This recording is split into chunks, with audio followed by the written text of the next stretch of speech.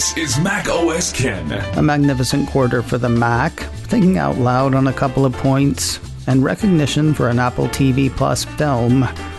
It is Thursday, the 4th of November, 2021. I'm Ken Ray, and this is news from Mac OS Ken, brought to you by yours truly and sponsored by Notion. One workspace for your startup. Get up to $1,000 off at notion.com/startups.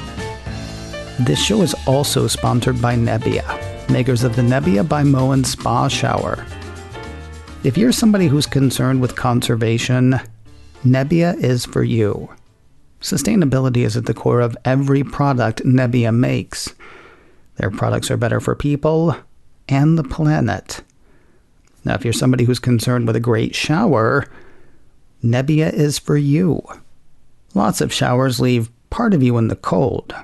My Nebbia shower is more like a spa, sort of surrounding me in the warmth I want. Also, they have this really great magnet-mounted wand that can either hang there for more concentrated coverage or grabbed and waved where needed. Seriously, it is the best shower I've ever had. The Nebbia by Moen Spa Shower starts at just $199, and for Mac OS Ken listeners, we have a deal for you.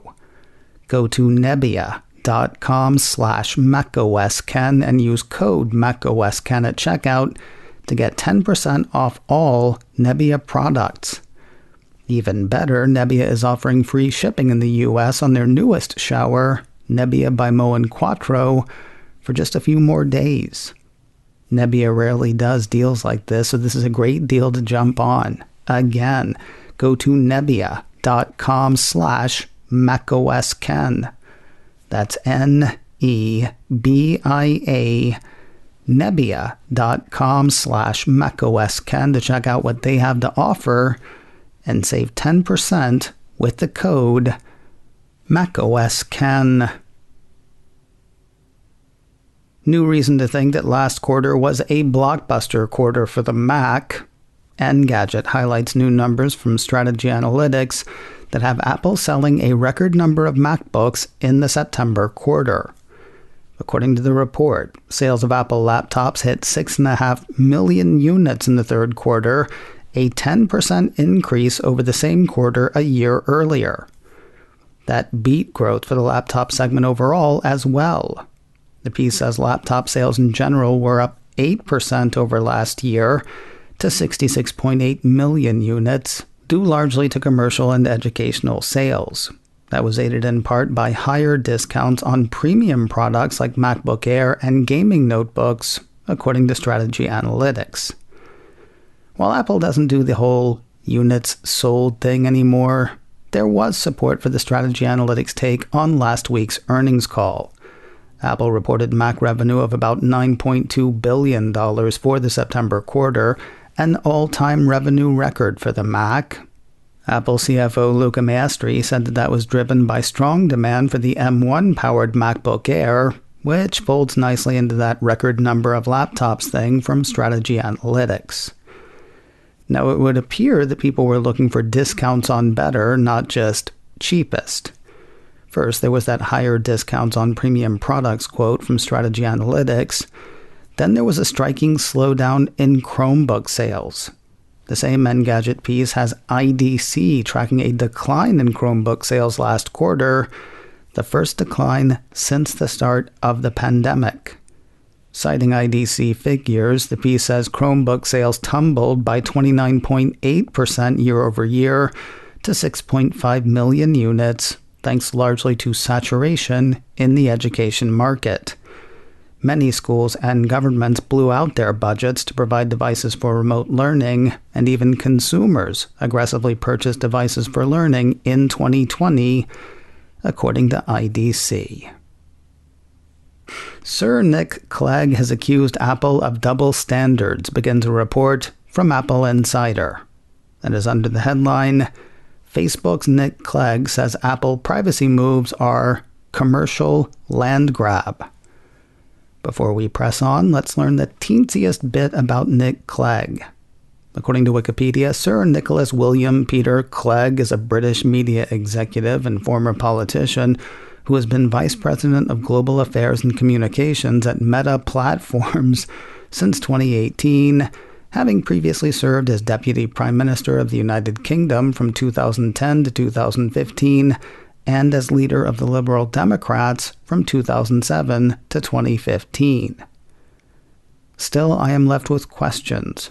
First, I thought the headline said he worked for Facebook, not some company called Alright, scratch that one. Second, I don't know whether Liberal Democrats in the UK are the same as Liberal Democrats in the US. May have to look into that at some point. Anywho, a Facebook exec and former politician is calling Apple's implementation of app tracking transparency and the gobs of money Apple has made in advertising since ATT a commercial land grab. Apple Insider has the Times out of the UK quoting Clegg saying, "This is an old-fashioned commercial land grab where they are using their dominant position in one of the leading operating systems to tilt the scales in their favor. It's absolutely not some highfalutin, high-minded reason. We think this is a flagrant example of double standards." If you will pardon me thinking out loud, why can't it be both?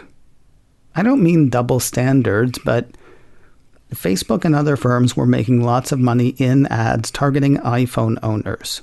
The way they were able to do that was by following iPhoners around the internet without their permission, taking notes on what they took note of, then pairing those notes with ads from people who want to sell stuff. When iPhone users told Facebook and others to stop following them, those firms lost leverage. But advertisers still want to sell stuff to iPhone owners since just owning an iPhone indicates a willingness to spend money. I've had a line from a parody song in my head for the past few days. Take away the fire, and where does the water go? Apple is hopefully not targeting iPhone owners the way Facebook and others were. Either way, right now it seems the best way to advertise to iPhone owners is through the company that makes the iPhone.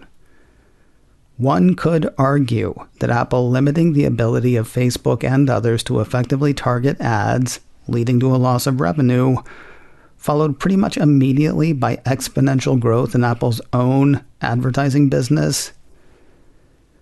Well, it does look questionable.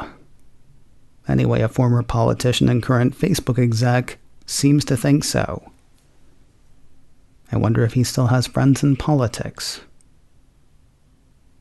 Apple Senior VP Software Engineering Craig Federighi spent the middle of the week arguing against sideloading on the iPhone. Mac Rumors tracked the exec's comments at this week's Web Summit conference in Portugal. Sideloading is a colloquial term for loading apps onto an iPhone from a source besides Apple's own App Store.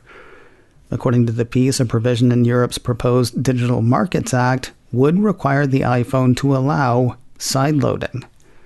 Not surprisingly, Apple and Federighi are against that. While the act's intention to promote competition is an admirable mission, in Federighi's words, Mac Rumor says he believes that the provision requiring sideloading would be a step backwards that takes away a user's choice of a more secure platform in iOS compared to Android. Quoting Federighi, "As an engineer who wants iPhone to stay as secure as possible for our users, there is one part I worry about, and that's the provision that would require iPhone to allow sideloading.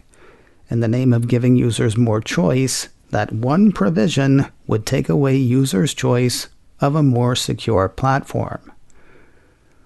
I hope you will forgive me, but I'm going to think out loud again. Apple makes gobs of money in the App Store. Even if Apple is honest about its sideloading and security concerns, and I personally think they are being honest about that, it is easy for the Spotifys and Epics of the world to argue that Apple wants to keep alternatives out so it can keep all of the money itself, even though it's not making all of the money, it's making or taking 30%. But who asked me? If you want to hear Federighi's words in his own words, you can. A replay of Federighi's appearance is available on LinkedIn, according to the report. Apple's app for testing betas has officially made it to the Mac.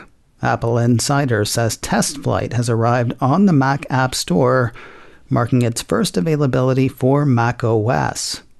Like the longtime iOS and tvOS versions, the report says Apple's TestFlight for Mac streamlines the app prototyping process by allowing developers to create, distribute, and manage beta software tests through one service. I say this is the app's first availability, though that's not 100% accurate. Apple Insider points out that TestFlight for Mac was first announced at Apple's Worldwide Developer Conference in June. It has been in beta ever since. Made specifically for Macs running Monterey 12.0 or later, TestFlight is a free application. It is available now in the Mac App Store. More news in a moment, but first a word from Notion. One workspace for your startup. Early days of any business can see a few people wearing many hats. Maybe you can keep up with everything you're doing, but does everybody else know what you're up to? And come to think of it, do you know what they're up to? You should, and you could, with Notion. Notion is an all-in-one team collaboration tool that combines note-taking, document sharing, wikis, project management, and much more into one space that is simple, powerful, and beautifully designed. For startups, Notion can provide a full-on operating system for running every aspect of your company, keeping everyone aligned as you grow fast and take on more. Keeping everyone aligned. That part is seriously key. Interested? Want to find out more? Notion is running a special offer just for startups. Get up to $1,000 off Notion's team plan by going to notion.com/startups. To give you a sense, that's almost a year of free Notion for a team of 10. Again, that's notion.com/startups to receive up to $1,000 in free credit to use Notion with your team. That's up to a $1,000 value when you go to notion.com/startups. There's an update out for the HomePod line. Cult of Mac ran a report on HomePod software version 15.1.1 on Wednesday. This one is apparently aimed specifically at podcast problems. According to the official release notes, according to the cult, software version 15.1.1 fixes an issue where podcasts could fail to play. Both HomePod and HomePod Mini will update themselves. That said, if you're not one to wait, you can kickstart the update in the Home app on an associated iPad, iPhone, or, I'm guessing, iPod Touch. Speaking of podcasts, Apple is out with its first standalone original podcast. So says a piece from iDownload blog. According to the report, the company has officially launched a new crime story podcast called Hooked. This story tells the tale of one Tony Hathaway, a prolific bank robber that managed to take a lot of money in just a single year. The piece says Hathaway spent 1 year robbing 30 banks, all of them less than 30 miles from his home. His home in the Seattle area, where he worked as a designer for Boeing. The podcast will dive into Hathaway's life, according to the report, including his OxyContin addiction that derailed most of it. No paid subscription required, it seems. The first 3 episodes of Hooked are available now on Apple Podcasts. The Doctor Will See You Now, or You Can See the Doctor. Cult of Mac says the creepy-looking South Korean sci-fi drama Dr. Brain has landed on Apple TV+. And finally today, congratulations to Apple TV+, as well as to the cast and crew of the film CODA, an acronym for Children of Deaf Adults. A piece from Variety says the Ruderman Family Foundation has recognized CODA with a seal of authentic representation. Specifically, the organization's website says the seal is given for authentic representation and commitment to an accurate depiction of disability. In addition to the film's recognition, Variety says one of the film's stars earned a special award. Marlee Matlin received the Ruderman Family Foundation's Morton E. Ruderman Award in Inclusion for her lifelong activism for people with disabilities. She is quoted in the Variety piece, saying, "Full inclusiveness and authentic representation is so important to me. My first theatrical film, Children of a Lesser God, was the first to star a deaf actor in a leading role. Though it has been 34 years, CODA has broken barriers in the feature world just like my first film, this time featuring not one, but 3 deaf actors in leading roles, playing each authentically."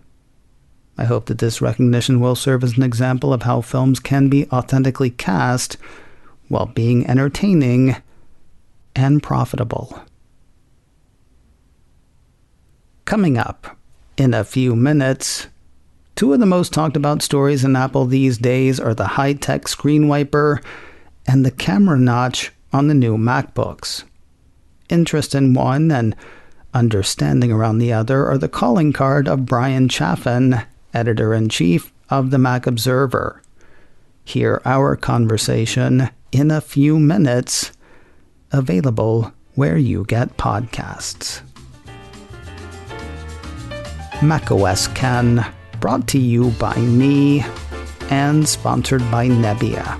Get 10% off all Nebbia products with code macOSKen at nebbia.com/macOSKen.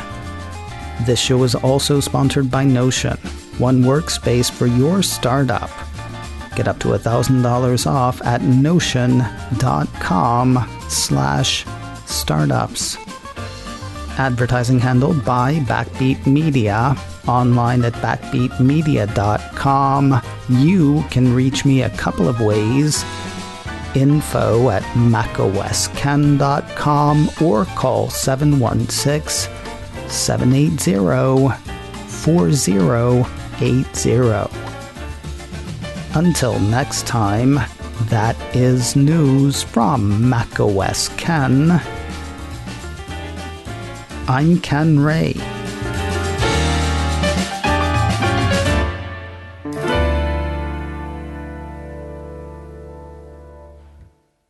Ciao.